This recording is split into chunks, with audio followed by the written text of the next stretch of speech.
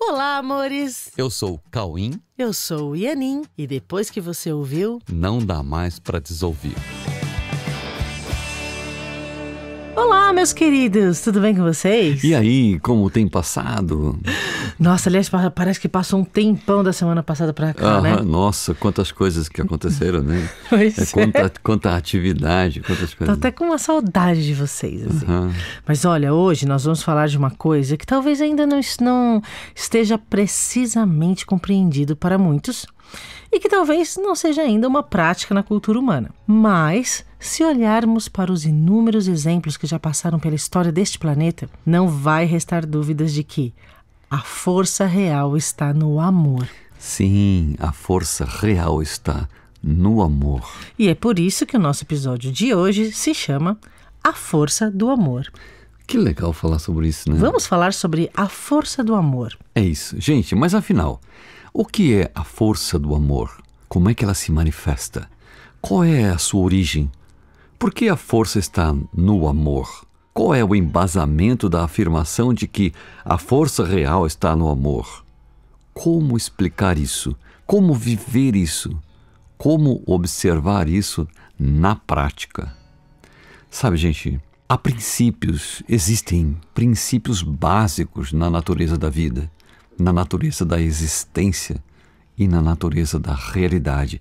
E esses princípios básicos precisam ser profundamente compreendidos. Sim, e aliás, nós já falamos em outros episódios aqui do Não Dá Para Desouvir que há nas relações humanas e também na percepção da vida por olhos humanos um equívoco de nível.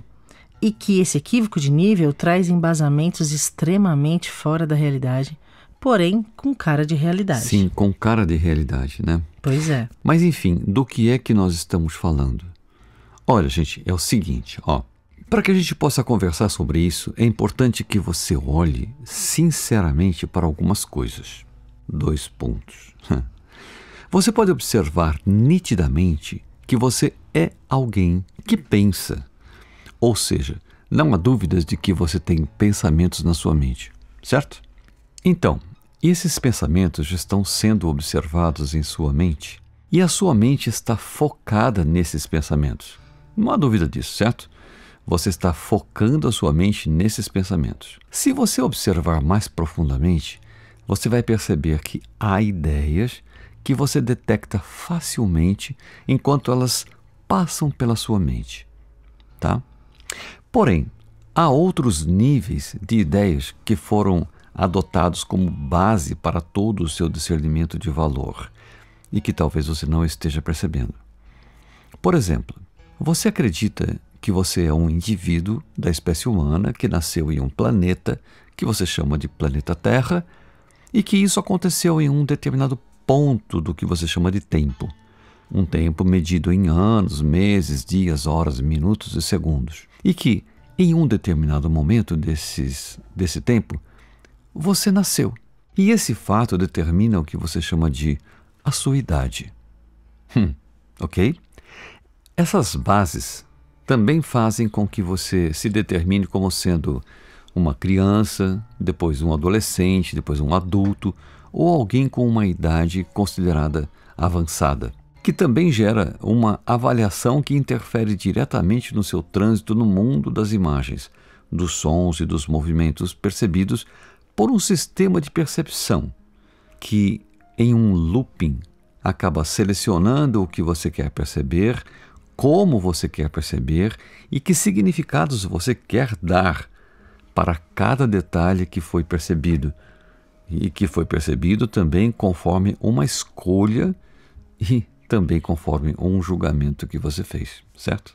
E na verdade, estamos falando de um pequeno ponto do que você chama de sua vida, sua existência e sua identidade. E com base nessa identidade, você estabelece o seu discernimento de valor, estabelece o seu caminho, os seus investimentos de tempo e de recursos, estabelece seus relacionamentos e seu estado interno de satisfação ou insatisfação com o mundo, com o cenário, com os relacionamentos, com a vida e até com Deus. Porém, em tudo isso, há um sujeito que é o dono de todo esse roteiro e de todas essas avaliações e julgamentos. há alguém que, interpretando corretamente ou não, sendo realista ou não em sua percepção, definitivamente e indiscutivelmente é alguém que existe e que, se não existisse, não poderia experimentar todas essas histórias, não é mesmo? Sim. E o que nós chamamos de equívoco de nível é o fato de que a identidade adotada por esse ser que existe, ela está baseada em seus pensamentos adotados sem compromisso com a realidade desse ser, esse ser que existe e que antecede os seus próprios pensamentos, entendeu? Esse ser, ele passa o que ele chama de tempo, no que ele chama de vida, no que ele chama de mundo.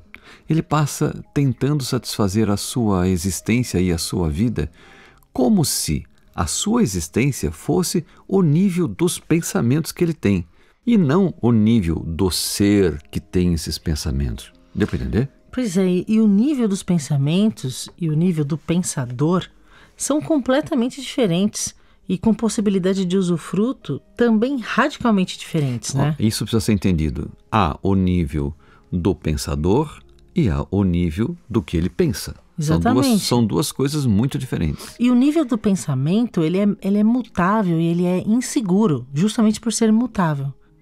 E é inseguro visto que os pensamentos são inconstantes e não se garantem em sua consistência.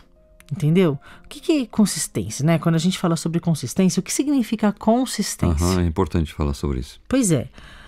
Algo é consistente quando tem respaldo na realidade. Simples. Quando corresponde a um fato, né? O fato de simplesmente pensarmos em algo não garante que o que você esteja pensando seja real ou tenha correspondência com algum fato, entendeu? Por isso, os pensamentos em si mesmos, eles não se garantem em sua consistência. Sim, deu para entender agora? O nível dos pensamentos aceita todas as possibilidades que se quiser inventar. Pode inventar qualquer coisa. No nível do pensamento, pode inventar qualquer coisa. Mas só que esse nível dos pensamentos é um nível sempre muito frágil. E facilmente essas ideias dentro desse nível se sentem em estado de ameaça, porque as suas bases são muito frágeis e muito ameaçáveis, né? Porém, esse pensador, se ele está identificado com esses pensamentos com bases frágeis, ele se sente também ameaçado por estar se confundindo com o que ele pensa. Ele começa a achar que ele se tornou o que ele pensou. E como essas bases são frágeis, ele se sente fragilizado. Deu para entender? Essa é a identidade que se assume, né? Isso, exatamente. É uma identidade que se assume a partir do que pensa e que chama de pessoa, né? Ou de ser humano, que se define por um corpo e por um perfil comportamental, né? O seu perfil comportamental, que também define uma esfera de atuação e uma história, que compõe um background, né?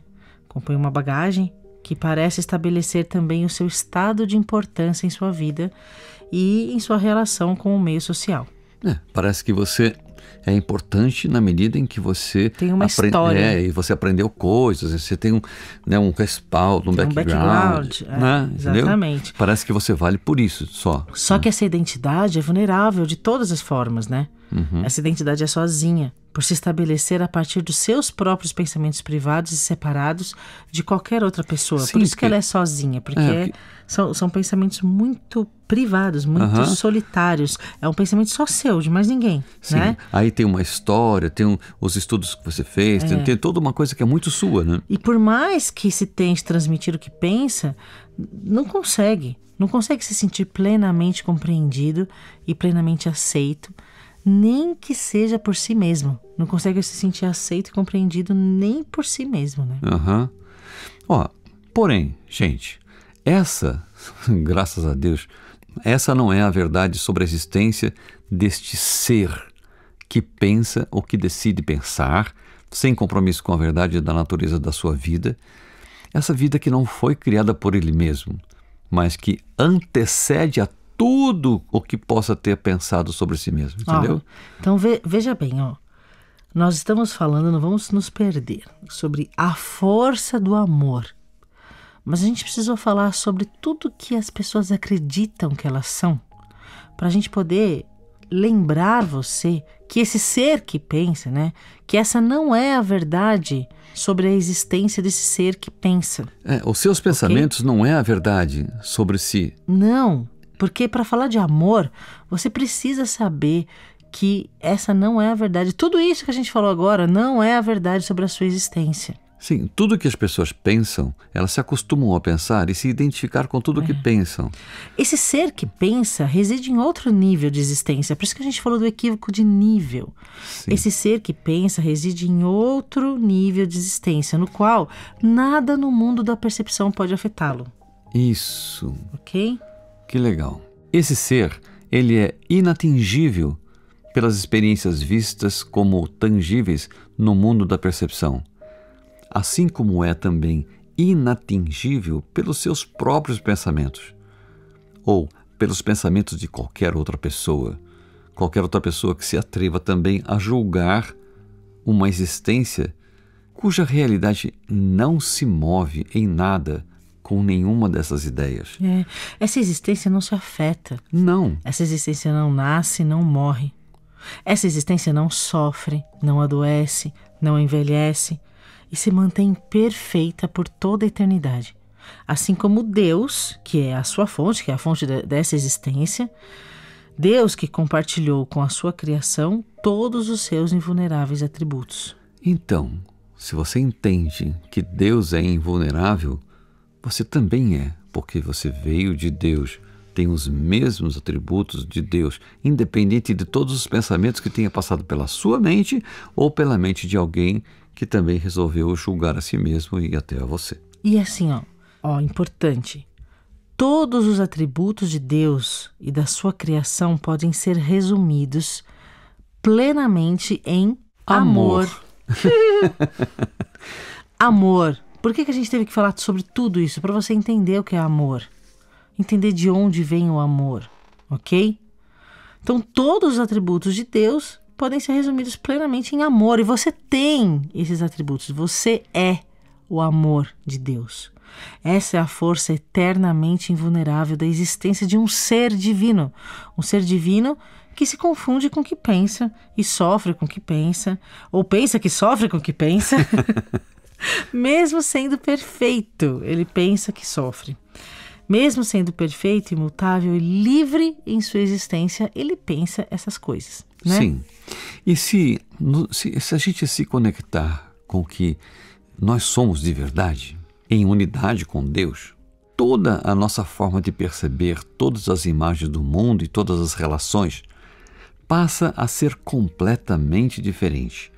Se a gente se localizar nessa nossa existência verdadeira em unidade com Deus e depois a gente olha para o mundo, tudo vai ter outra cara, tudo vai ter uma outra sensação e tudo vai ter uma outra segurança e você vai sentir muita gratidão em poder usar todas essas ferramentas que você pode perceber agora corretamente junto com Deus, perceber isso e amar todas essas relações e ter muita gratidão por todas essas ferramentas, né? Se nos conectarmos com o que somos de verdade, em unidade com Deus, toda a nossa forma de perceber todas as imagens do mundo e todas as relações passa a ser completamente diferente. Se olharmos tudo a partir do amor que nos define por toda a eternidade, saberemos como estabelecer todas as nossas relações a partir desse amor e conseguiremos localizar esse mesmo amor em todos que compartilham conosco a mesma vida que Deus deu a todos. A mesma vida Deus deu a todos. Portanto, o mesmo amor que Deus deu a todos. E que está em todos. Sim, está em todos. E se olharmos tudo a partir do amor, que é o que nos define, nós ficaremos distantes do medo e compreenderemos que quando alguém não está demonstrando o seu amor, é porque está se sentindo amedrontado e se sentindo ameaçado a partir dos seus próprios pensamentos equivocados sobre si mesmo. E é só isso. Só isso. Porém, os equívocos do medo não transformam as pessoas em medo. Sim, gente, a pessoa ela não deixa de ser amor e vira medo, né? Isso, entendeu? Todos continuam sendo apenas amor. Todos continuam sendo apenas amor, não é porque a pessoa está momentaneamente com medo que ela deixa de ser amor. Então, Todos continuam sendo apenas amor. pois é. E se nós colocarmos todo o nosso amor em todos os momentos, nós experimentaremos a força que vem do amor. Porque a força que vem do amor é a força que vem de Deus. Só assim a gente vai conseguir experimentar a força do amor. E é esse amor que é capaz de compreender tudo que vem do medo, que tenta esconder o amor que define o que todos são. Sim, esse amor é capaz de compreender tudo. Esse amor é capaz de compreender quando as pessoas estão com medo e é capaz de lembrar as pessoas que elas são amor, independente do medo que estejam eventualmente sentindo. Porque o medo tenta esconder que as pessoas são amor, Isso, entendeu? é isso. Mas não consegue, porque as pessoas continuam sendo amor. Sim, é Ok? isso. E olha, não há situação em que o amor não seja bem-vindo. Não se iluda. Não há situação em que o amor não seja bem-vindo. Sim, se você olhar tudo a partir do amor, você estará convidando Deus para olhar com você. E Deus orientará você como demonstrar o seu amor de forma que esse amor possa tocar o coração de quem está momentaneamente com medo. Sim, e você vai ver que isso vai acontecer. Por mais que a pessoa esteja com medo, se você estiver olhando para essa cena junto com Deus, você vai ser inspirado e você vai saber como você deve agir exatamente naquele cenário onde o medo parece estar deixando as pessoas inseguras. Ok? Então, gente, diante de todas as cenas, seja livre para exercer o seu amor.